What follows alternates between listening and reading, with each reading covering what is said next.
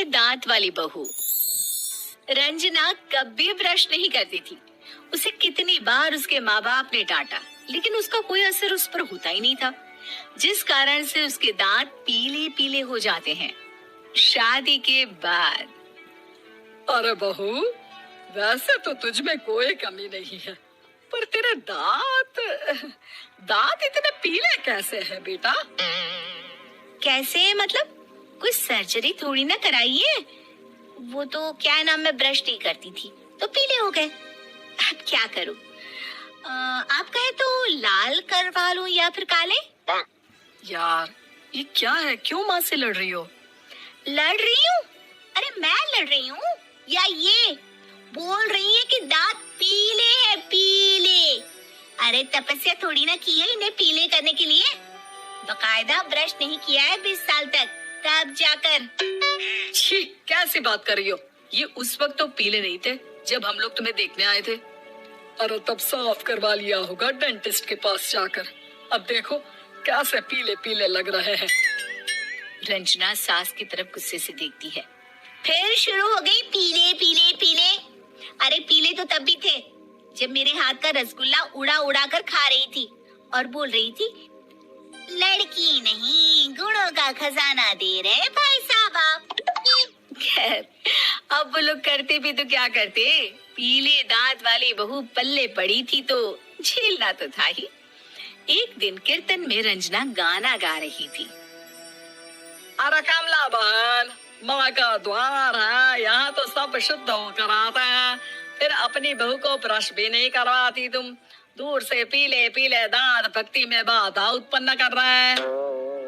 और कोई 2 साल के बच्चे थोड़ी ना लेकर आई हूँ मैं बहू बनाकर। अच्छी खासी लड़की है, अरे कैसे करवाऊं ब्रश? ये तो उसे खुद करना चाहिए ना।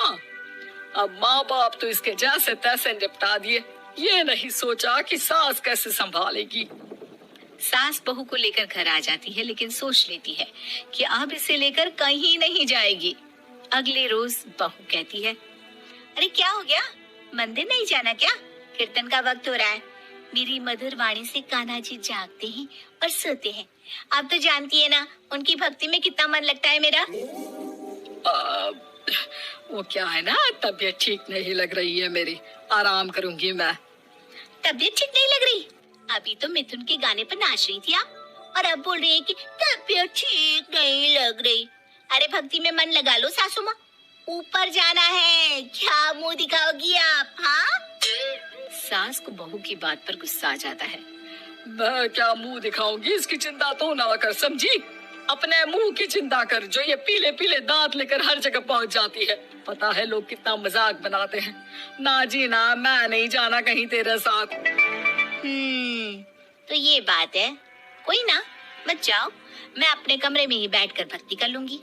ऊपर वाला दांत थोड़ी ना दिखता है, मन देखता है, भावना दिखता है। और अरे बस बस, तू सब कुछ दिखा, बस ये सफेद चमकदार दांत ना दिखाना किसी को, है? जा यहाँ से। बहू को सास की बात का कोई फर्क नहीं पड़ता। वो तो जैसी थी वैसी ही रह जाती है।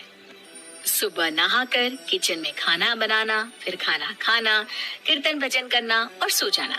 एक दिन, माँ जी मैं सहेली के घर जा रही हूँ, शाम को लेट आऊंगी। हाँ हाँ तो जाना, मैंने कौन सा तेरी आरती करनी है घर पर बैठकर। रंजना सहेली के घर जाती है, जहाँ वो पार्टी में जाने की तैयारी कर रही होती है। अरे शिखा, कहाँ जाने की तैयारी कर रही है? मैं गलत वक्त पर आ गई क्या? अरे नहीं यार, उल्टा सही वक्त पर आई है। मैंने ये साड़ी और ज्वेलरी निकाली है यार, शाम को इनके ऑफिस की एक पार्टी में जाना है।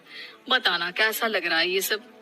नहीं यार, इस ड्रेस के साथ तो वो वाली ज्वेलरी अच्छी लगेगी। हाँ हाँ सही बोल रही है, मैंने ध्यान ही नहीं दिया।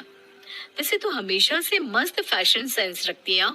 तो बड़ा जाती होगी ना पति के साथ पार्टी में। रंजना कुछ नहीं बोलती, बस सोचती है कि यार काश ये बात सही हो जाती, पर मैं क्यों नहीं जाती पार्टी में? क्या इन लोगों की कोई पार्टी होती नहीं होगी?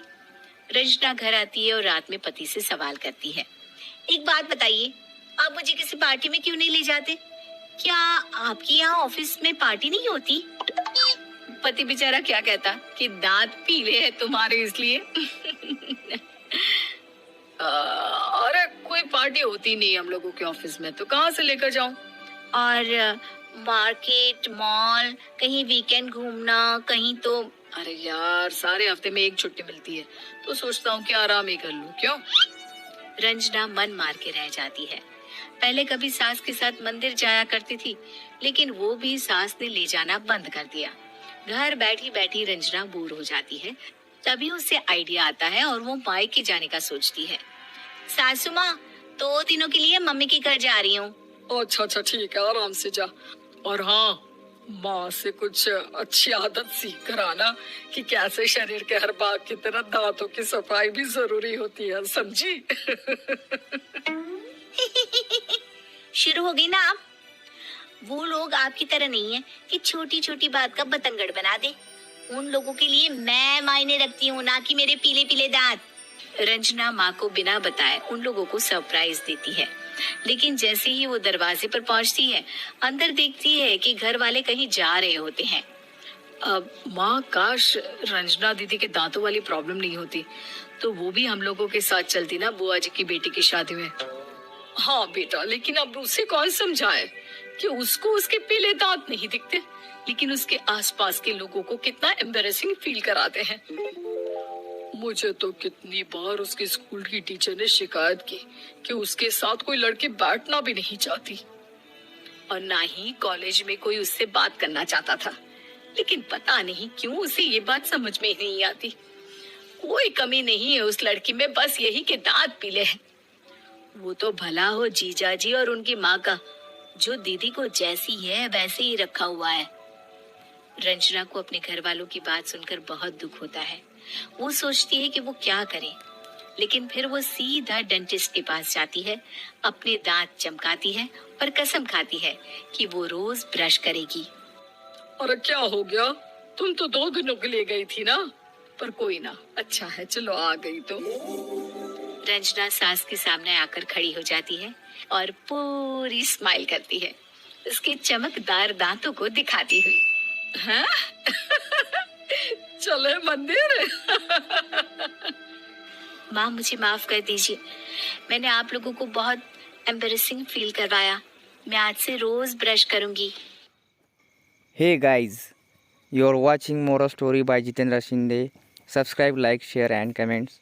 Thank you so much for watching.